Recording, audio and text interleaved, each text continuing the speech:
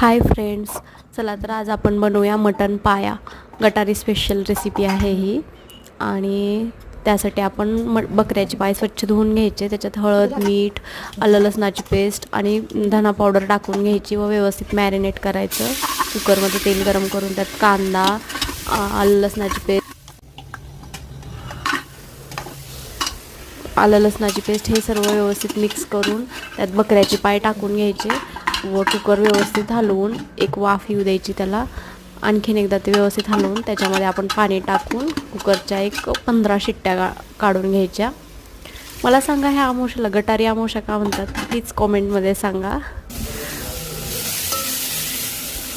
नंतर बकऱ्याचे पाय शिजल्यानंतर सूप वेगळीकडे काढून घ्यायचं व तिखटामध्ये व्यवस्थित मसाले, तिखट सगळं परतून त्यात शिजलेले पाय टाकून त्याचा छान खमंग रसा